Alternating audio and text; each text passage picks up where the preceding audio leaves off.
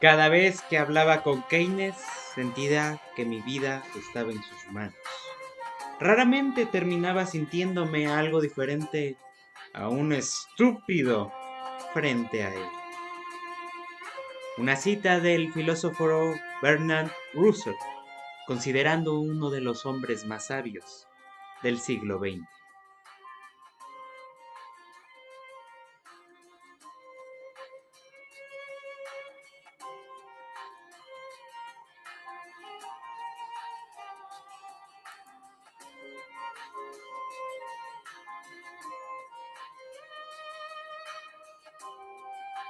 Bienvenidos mis estimados enciclopedistas al primer episodio de este podcast, Los Enciclopedistas del Pensamiento Económico. En este día abordaremos la obra y el legado de un brillante filósofo, matemático, historiador, teórico del arte, del teatro, coleccionista, profesor, editor, asesor, inversionista, divulgador y por supuesto un gran economista. ¿Quién puede ser este multifacético personaje? Aquel que representaría al Reino Unido en la conferencia de Bretton Woods, donde nacería el Fondo Monetario Internacional. ¿Quién es este personaje clave que durante las negociaciones del préstamo para la reconstrucción del Reino Unido después de la Gran Guerra tuvo un papel central y quien además llegó a ser parte del directorio del mismísimo Banco de Inglaterra? ¿Quién es este personaje que tiene obras que aún son el pilar de la macroeconomía? Estamos hablando, por supuesto, del brillante John Maynard Keynes, aplaudido por varios, odiado por otros. Lo único claro es que no podemos estar indiferentes a su teoría. Una teoría, queridos enciclopedistas, que desafió una teoría que había predominado desde 1776, cuando Adam Smith había escrito La riqueza de las naciones. El consenso de los economistas era el pensamiento clásico de Adam Smith y sus seguidores. Según ellos, la economía estaba conformada por distintos mercados, cada uno capaz de autorregularse, como si estuviera guiado por una mano invisible. El papel del Estado, por lo tanto, para asegurar la prosperidad, solo debía de ser asegurar justicia y seguridad. No había necesidad de intervenir en ningún mercado. Mercado de trabajo, por ejemplo, los trabajadores y empresarios fijarán un salario de equilibrio. Mucho ojo aquí, mis queridos enciclopedistas, a cómo veían los pensadores clásicos el mercado de trabajo.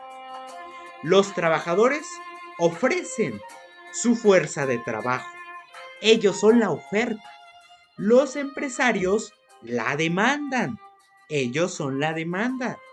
Si los trabajadores exigen un precio mayor al equilibrio, las empresas van a despedir o no van a contratar porque no están dispuestas a aceptar ese salario. Si por el contrario las empresas se pasan de listas, bajan el salario, bueno, los trabajadores no van a aceptar ese salario de porquería.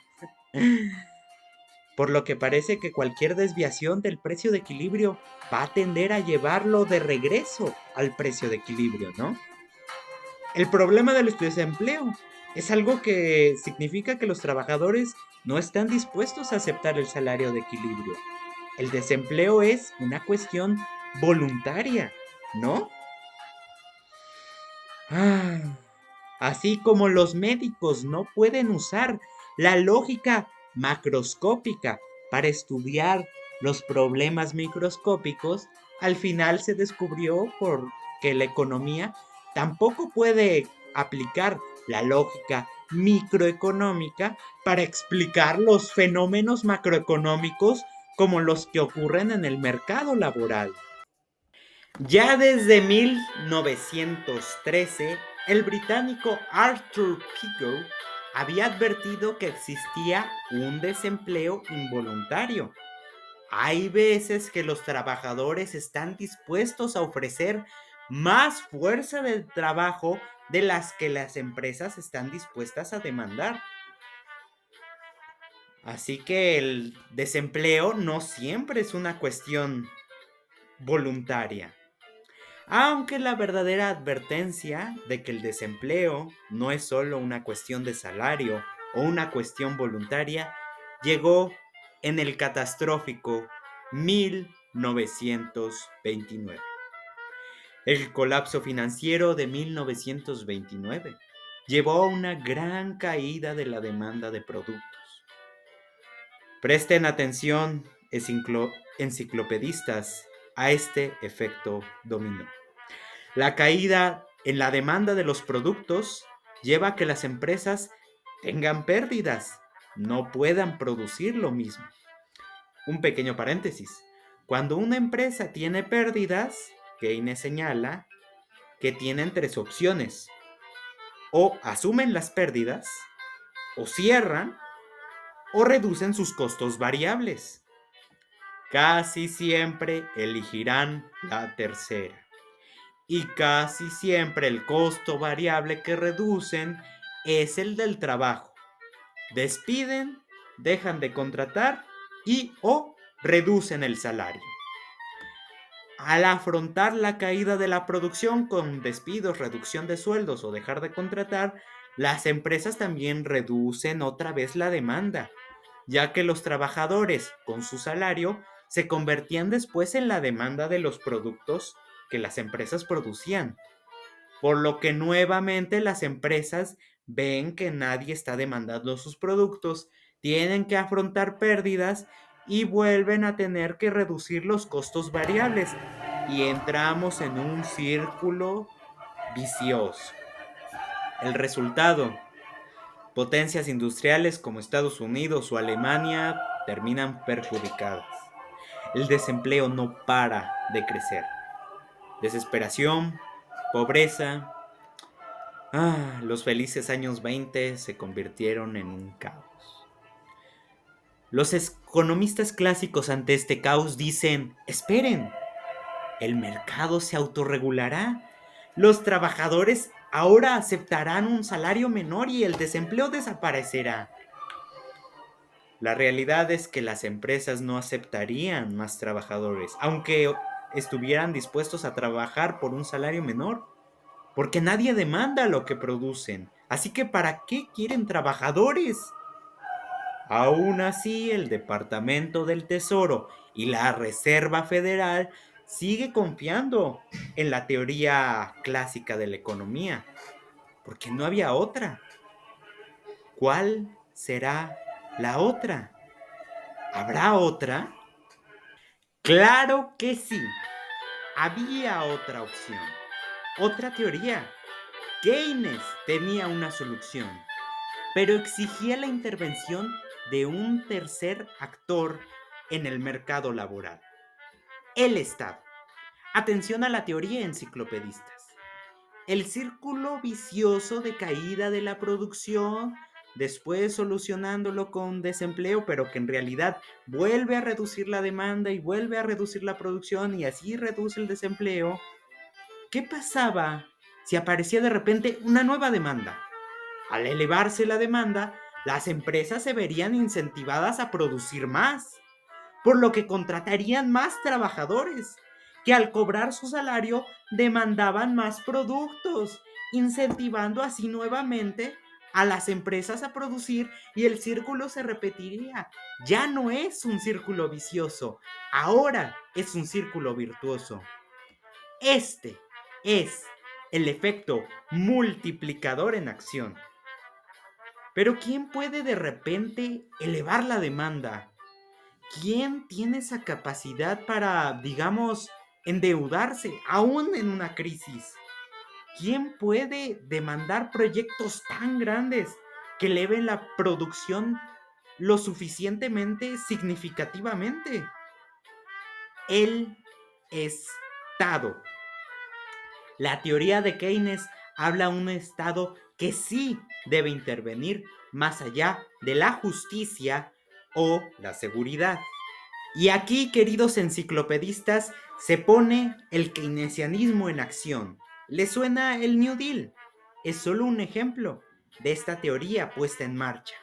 El presidente de aquella época, Roosevelt, lanzó programas de obra pública que demandaban grandes cantidades de trabajo para su construcción, así como muchos insumos de construcción de otras industrias que a su vez demandarían más trabajadores, elevando así la demanda y acabando con el círculo vicioso. Además, también este programa, el New Deal, brindó apoyos a pequeñas industrias y al sector rural, lo que sin duda evitó bastante que el desempleo se multiplicara. Pero este no es el único ejemplo de keynesianismo en marcha. ¿Qué tal el Plan Marshall, que en 1947 dio apoyo a toda Europa para que se recuperara después de la catástrofe de la Segunda Guerra Mundial? 3 millones de dólares, que al día de hoy equivaldrían más o menos a 200 millones, para remontar la producción industrial europea y así evitar que en esta región, en este continente, se repitiera la catástrofe del 1929. Ok, pero ¿qué hay de México? ¿Qué hay de Latinoamérica? ¿Acaso aquí también llegó a aplicarse la teoría keynesiana? Claro que sí, con el modelo de industrialización por sustitución de importaciones, donde los gobiernos subsidiaron el desarrollo industrial de América Latina, a fin de no depender ya tanto de las importaciones de bienes industriales de las naciones desarrolladas o depender de exportar a estas naciones productos primarios, más cuando estas naciones desarrolladas habían colapsado durante la Gran Depresión, salvando así mediante gasto público a América Latina de una gran recesión.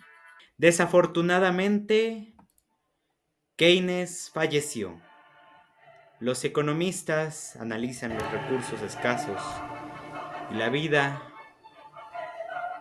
sin duda es uno de los más preciados de ellos. No, pero no solo me refiero a la muerte de este teórico en 1946. Keynes murió también como teórico de referencia en la década de los 70, cuando en lugar de la situación de 1929 de deflación y desempleo, el mundo se enfrentó a una gran inflación y un fuerte desempleo. La crisis del petróleo. Dos fenómenos, inflación y desempleo, que según Keynes, su teoría, no podían coexistir. Su teoría ya no podía brindar una solución a esta situación. Así que el economista de referencia pasa a ser Milton Friedman, del cual podría hablarse en otro episodio. Pero un economista es tan longevo como se le requiera su teoría. En 2008 se vuelve a sufrir esta situación de desempleo y deflación simultáneas. Una situación que ahora sí la teoría keynesiana entiende de maravilla. Varios estados se debaten seriamente sobre volver a aplicar el keynesianismo. En estos años se dice que Keynes vuelve. Se le llama la resurrección de Keynes. Más de 15 años después de su resurrección y ya casi un siglo de la Gran Depresión, ¿qué piensan, enciclopedistas? ¿Keynes debería de volver? Por ejemplo, ¿acaso requerimos de la teoría keynesiana en México? Con esta reflexión me gustaría cerrar el programa, enciclopedistas. La siguiente es mi evaluación, pero ustedes pueden tener una propia. Recuerden que en la economía no hay una teoría correcta, sino muchas que responden mejor a una situación u otra. La primera objeción que yo tengo a aplicar el keynesianismo en este año 2024 Procede de que no tenemos actualmente la situación de desempleo o deflación que había en 2008 o durante la Gran Depresión.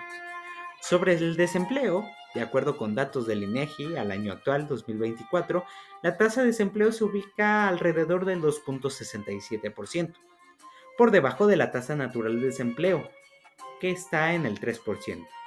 Y también este porcentaje de desempleo está por debajo del promedio que ha habido en lo que va de la década de los 2020, así como de lo que hubo en la década de los 2010.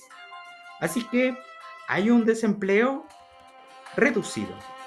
En cuanto al nivel de inflación, el Índice Nacional de Precios al Consumidor, la medida que utilizamos de la inflación, ha alcanzado un nivel de 5.57% en julio de 2024, igual de acuerdo con datos del INEGI. Considerando que la tasa de desinflación objetivo del Banco de México es del 3%, parece que el verdadero problema es la inflación y no la deflación, que es lo que Keynes puede solucionar mejor. Por lo que parece que la teoría keynesiana no es necesaria. Pero supongamos que sí hubiera problemas por los que sí fuera necesaria aplicarla. Aún hay algunas dificultades para poder seguir esta teoría.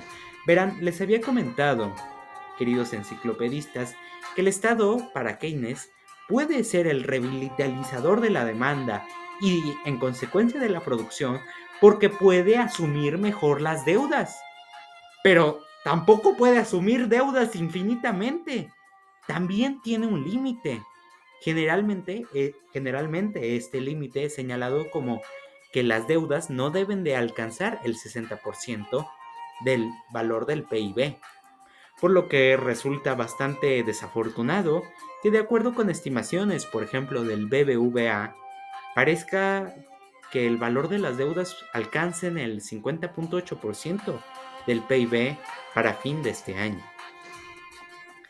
Finalmente, aun si fuera necesaria la teoría keynesiana, aun si pudiéramos costear la deuda que supondría aplicar esta política, hay un importante factor que podría disminuir la eficiencia del keynesianismo en México.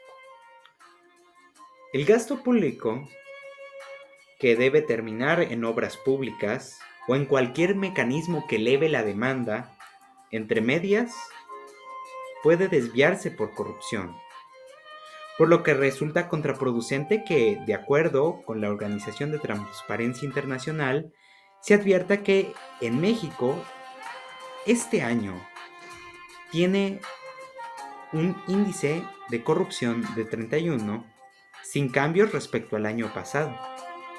Consideren esto, el índice de corrupción va del 0 al 100, donde 0 significa máxima corrupción, un estado secuestrado por la corrupción. 0 es el máximo. Estamos en 31. México es un país extremadamente corrupto. Gasto público que usemos, gasto público que probablemente termine desviado por un estado corrupto. Por lo que, queridos enciclopedistas, a mi parecer veo difícil que México aplique el keynesianismo en los próximos años. Pero ¿cuál es su evaluación? Queridos enciclopedistas, hemos llegado al final de este episodio de su podcast Los Enciclopedistas del Pensamiento Económico. Hemos analizado cómo el mercado de trabajo pasó de ser entendido como cualquier otro mercado por los economistas clásicos a ser resaltado por el keynesianismo como un mercado donde ocurren cosas especiales, un mercado macroeconómico.